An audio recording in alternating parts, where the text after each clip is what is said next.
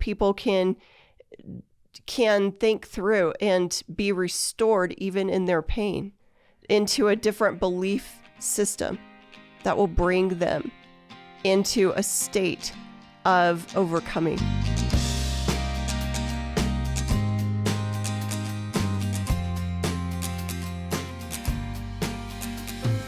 Hello, everybody, and welcome to podcast number 115 of the Gordon and Cherise Show. We are so happy to be back with you. And honey, your scruff is growing in, and this is exactly how I like it the most. I'm sorry, I'm a little distracted as I look at it. It's beautiful. All I know is I keep nodding before we start this one. I'm just really anxious to talk about it. So it's exciting, isn't it? It is. I mean, what we're talking about today is it's a great topic, and it's going to light people up. Are you ready? Yeah, I am, but time out. We've been talking about examples of power the last few podcasts, and it just touched us. And even from some of the reviews and comments we get, I think it's a good idea when you're in pain to discuss, how do you get it started? So the topic of this podcast is turn it on. Turn it on. I love it. It almost sounds like some type of soul music or disco music. Or oh no. Are you going to take us there? No, we're not going to take you there. Come on. You could. But anyway, turn it on. Why don't you get us started on this one? Well, I think to get us started, we have to talk about lighting a match, right? Okay. Because that's what happens when we turn it on, the power that we're talking about. How do we actually get it to get momentum? How do we turn it on? Lighting a match. And I do love that. We have to remember that our ways related to turning on this power is that our ways are not God's ways. We are not at his level of thinking. No, we can't put anything into context in the way that he thinks about things. He is so much above us and in front of us and before us, and his thoughts, his power, everything is so amazing. And yet we get to participate with a loving God that gives us a portion of his power. He distributes that into us. I marvel at it, Gordon. And so do I. And I kind of want to take the audience. Let's set up a scene. Okay? Yeah. Here we are. And let's even take me right now. There's some days that I feel powerless. Mm-hmm. Even though I know the power of God is in me. I know that his wisdom and his ways and his love and his creativity are literally light years above who I am. You mentioned that earlier. How do you get it started? You mentioned light a match. And I know for me, and I'm trying to encourage others because I'm not going to preach something that isn't practical and isn't real and does not also apply to my life. Yeah, that you're walking through as we speak. I'm walking through it, okay? And the way you do it is you have to take the first step. You have to draw near to God. All the times that I've laid in bed and said, okay, God, I'm just going to close my eyes. I'm going to depend on your power. Okay, when I wake up, it's almost like an emergency 911. When I wake up, can everything be better and my power be restored? How many times have I done that? Several times throughout the years, and it hasn't worked. I've had to take affirmative action. I've had to move forward with one step, whether it's a step of faith, a step of trust, getting out of bed. I've had to move one step closer to God in order to sense and realize the power of God in my life. That's so good, Gordon. And it's a daily practice, isn't it? It's daily. Because the grace you had to take that step yesterday might not be the grace you need for today. Well, this morning when I woke up at 5 a.m., it's all dark outside. The weather's changing here in Colorado. It's so beautiful. It is so beautiful. We have the fall weather, but it's dark in the morning. I woke up at 5 o'clock. When I stepped out of bed, it felt like I stepped on sprained ankles and my feet were on fire. And that's how I had to start my day. And so what I did is I said, hey, listen, I have to move forward with what I can do. I feel like there's a heavy load on me. God doesn't put a heavy load on us to start our day worshiping Him or putting new thoughts into our mind or walking like a new creation. I had to say, what was I going to do today, one step at a time? Yeah. And knowing that God would be present with me. That's how I started this morning. And is that how the match gets lit? That's how the match gets lit. And so many times, that's how we become new, even though we feel old and damaged and, pain-ridden. That's how we become new. We become the light because Christ is in us. And my goal is, I know in my life with pain, is that I don't want my life full of darkness and disappointment and self-pity and despair and everything else that's not of the truth of who God is. So my focus always is, how can I walk as the light? How can I glorify God in a dark world that we have right now? So it's drawing closer to Him, even on a practical basis as you're getting out of bed. And it's the reminder that we don't pursue Him first. He's been pursuing us the entire time. That's right. And so it's almost responding to that pursuit, because the pain tries to block this love language that God is wanting to put in you as a deposit to give you that strength to make that first step in the morning. And so I think there's a decision almost as you make that first step to say, am I doing this on my own, in my own strength today? Or do I invite the one who's pursuing me, even in my pain, to take that step with me? Do I open myself up to Him, even if I feel vulnerable and ugly and weak and that I'm in loads of darkness? And I think that it's so easy to try to separate being in those spaces and those places of pain from where God really is, when the truth, you've already said it, God is in you. His Spirit is in you. That is the light. And the darker it gets, I have seen this in the 27 years of our marriage, the darker that it gets, the brighter I really do experience God's presence and His love. The more that it's dark is where His power is. He dispels that darkness because it is not dark to Him. God works in the dark as much as He does the light. Right. Because darkness is not as dark to Him. It talks about that. Right. And I know this, practically speaking, we light the match. Okay. We're waiting for the match to hold the flame. So how large is that flame going to be? What's going to be our performance based on how God delivers us power within our weakness? What's that going to look like? It starts with belief. And so when I wake up in the morning, I know this. Sometimes I wake up, blurred vision, burning legs, and I know people out there can relate to what I'm saying, absolutely exhausted. That's how I started this morning. 5 o'clock came very early. Absolutely. Okay. I was totally wiped out. And I almost said to myself, it's not almost, I actually did. I don't know how much work I can get done today. I don't know how many new thoughts I'm going to have.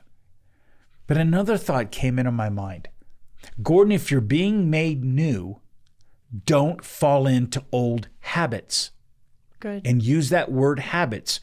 pain tries to create old habits where it's like you step into a trap and you're caught with your ankle. You're ensnared and you can't even pull that metal trap apart to get your ankle out. It almost feels broken.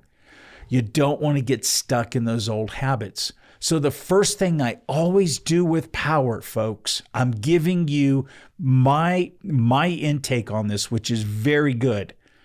It starts with belief. And belief is this. I want you to think of these components. It's how God sees you, then how you believe how God views you. And this will greatly influence your performance of faith. In other words, moving from old to new. Wow. So how does God see me? Okay. What do I believe on how he sees me? And folks, that preparation time to determine the size of the flame starts with worshiping God. So good. And it starts with understanding the truth of who he is. And it starts with discarding the old things that are literally like poisonous darts in your heart. And literally, it's almost like the poison's in your body and it's taking your mind and taking it into an old, decrepit place. And that's not what new is about, even though you might still have pain. Right. And I know this, the sooner I step into belief, the quicker I start developing the energy to deal with the aspects that I have to deal with during the day. Right. Because disbelief divides the mind. Absolutely. So how do you even take a step with a divided mind if you don't go back to belief and not believing in fairy tales, all right? We're not suggesting just believe in anything. Not easy believism. It's more of a belief, as you said, about identity. It's a surrendering belief. It's surrendering to God's love and allowing it when you don't even want it at times because you're hurting. Right. Well, it starts this way. It's almost as when you're getting out of bed with pain, you almost see a whole list of things that you can't control. I don't care if it's the outer external forces of inflation and immigration and politics and all the different things, not counting your own personal economy, kids, relational problems, divorces, debt, drugs, addictions, the pain that you carry. The list is long. The first thing I do is step into belief and then move into what's called monotasking. In other words, I can only do one thing at a time. And if I'm going to give my full and undivided attention to that one thing, that's when you can, as well as your brain, will function at a high performance. That will be an example of power that will actually carry you. And over the years, I've let go of this idea that I have to multitask. For instance, today in preparation for the podcast, I had a whole nother list. In fact, I had 2 lists of things I wanted to get done. And I said, stop. No, let's feed your brain. Let's feed the other parts of your soul, your emotions and your will, as well as your mind. Let's feed those with the right things that initiate power. This is what people want. So belief, and then I say we have to move to high performance thinking, monotasking, doing one thing at a time where you don't divide your mind. You know, that's very powerful for somebody who's not in chronic pain, but is trying to scurry around making up for all the things that may not get done in a day. And it's actually refreshing to hear that word. We don't use that word in our common day-to-day talk, but I do see you practice that. And it's so much better than being scattered. And pain can scatter you. And coping sometimes with somebody who is in pain can make somebody feel very scattered as well. Right. There might be too many things to pick up, too many, like, where do I fit this in, and how do I do this, and how do I do that? But I think it's so important, whether you're in pain or you're not the one in pain, to focus on that one thing at a time mentality. I see that you can typically accomplish more in a day than I can if my thoughts are scattered in 50 directions. Right. Right. And by the way, I drive you nuts when my thoughts are scattered in 50 directions. Or when you give me a list with 50 different things Yeah. of what you'd like to see done. I know. Or how our future can be better or anything else. But our future is better if we focus on the one thing at hand. Absolutely, And honey. I think that Absolutely. we both have grown in that way, but I see that really does reign true in your daily life and your daily practice. Well, what I want to share with the people in pain is this. When we say turn it on, okay, there's a spiritual part to a lot of people here. I think every person listening. Yes, but I want to incorporate this, honey. Seriously. It's that you start when you're monotasking and you've got your thoughts on undivided full attention on accomplishing different things. Okay? Sometimes you get random intrusive thoughts that enter your mind. Now, when you're scattered, you're bombarded with those. And they almost pile on each other. Mm-hmm. It's almost like they multiply. But when you're monotasking, you can start differentiating as a spiritual individual. You can start developing that discernment to realize maybe that random thought was from the Holy Spirit in me telling me to move in the right direction. Mm-hmm. Maybe that thought was a warning not to do something even though I wanted to do it.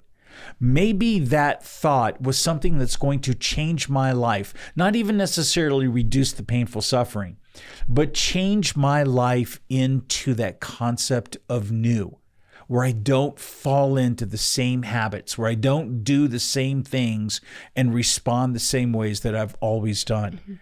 So the more that you monotask, I've seen this over the years for myself, is that my gift of discernment becomes sharper. I was about to say that. It gives you more bandwidth for that discernment button. So you don't have the distractions to pull that away. You can reason things out more clearly. Right. Because you're not distracted. Well, let's do this, honey. Let's talk about the environment for the people in pain. Whether you have pain or you do not have a perceived level of pain, the real things are this. We're all dealing with stress levels. Mm-hmm. And I've told you this over the years, even when I was a chiropractic physician, stress is a killer. Mm-hmm. Stress is not healthy for us. But I want to read some things to you. In one study, 30,000 adult Americans were tracked over a period of 8 years. They were initially asked to record how much stress they had experienced over the previous 12 months and whether they believed this was potentially harmful to their health. The researchers followed up by checking on death records. The study confirmed that having more stress in your life is associated with a higher level of morbidity. Okay, people died. However, here's the interesting thing. It is not the amount or severity of the stress that was harming those people. It was their belief in whether or not they were sustaining harm from the stress. There you go, back to the word belief. Right. Mm-hmm. So when they started believing, I've got too many categories of stress. Okay? 80% of people dealing with chronic pain for over a year, 75 to 80% are divorced. That's a stressor. A family member dies. That's a stressor. Moving into a house. That's a stressor. Bankruptcy. That's a stressor. Too much medication. That's a stressor. But if they start perceiving that and categorizing that in their mind. And they go off that checklist every day about the stress, and they believe that that's causing them harm, they're going to have a higher probability of dying. So what can we do? How can we reduce the stress levels? Okay, they have found that sometimes people who don't even recognize their stress and are dealing with high functioning stress levels, and they don't even hardly recognize it, they're just as healthy as anyone else who have no stress. It's how we think. It's what we believe. Don't let pain make less of who you are, even though it does at times. And don't step into that lesser person believing that God doesn't love you, believing that on how you might see God as punishing you or torturing you. Right. And you've got lessons to learn. And don't look at the stress as, hey, listen, I've got to cover all these different things, or I'm going to fail, or it's going to kill me anyway. Or I've just got to pay the price for my own sins because I'm still in pain. That's right. And I think that trips up a lot of people, and it confuses people on the belief system of, I know Jesus did this. Yeah. I've read that. I've heard it, but I'm still having to pay my own stuff. And, you know, the interesting part about that belief system and being restored to proper belief is understanding that you could never, in fact, pay the price of everything that you've done in your life. I can't pay the price for everything I've done. Every bad thought, every sin. There's no way I can pay that. God did not even create us to be able to pay that price. We can't. He knew that we were going to run short of that. And a loving Father, he is our loving Father, and he loves us with an everlasting love. So that part of Christ that deeply wants to set us free from our own captivity of thought, that we have to keep paying a penance and a penalty for something. That if, you know, I have been a Christian for so many, many years, and I still get tripped up in this. And every time I study about the goodness of God and his mercy and his everlasting love, it starts to unhinge me from that self-mutilation inside. Because we are absolutely not meant to be captive and to be held in a belief system where we continue to pay the price. We can't. That's true. So I think that it just goes back to everything that you're saying. That's right. And I want to take the shackles of the stress of sin and pain off people right now. Right. And what I would say is this: That's if you want to cut the shackles right now, I want to tell you about becoming new, about becoming that transformed man. When you walk from absolute sin-ridden, then you walk into belief and you're regenerated and reborn. And you walk through painful circumstances and you're truly letting go of the old and moving into the new. Let me tell you what happens, folks. People will ask me, are you more intimate with Christ now because of suffering? Yes, but let me tell you what also happens. Let me tell you where the stress of sin steps in. It's that when I get closer with God, I actually see more of my sin, though I know he atoned for it. I realize how much higher he is in his holiness, in his grace and his power than I ever realized before. When you see more of your sin, though, do you mutilate yourself for it? Absolutely not. I just realize that I'm moving into deeper aspects of spiritual growth. And even though I see the sin and I continue to see hiccups in myself, I realize that I'm going through that metamorphosis, and I just give myself to God. So you see the sin because you see the darkness, but it's because the light is brighter. Correct. Shining in you. That's true. That's true. So cut the shackles.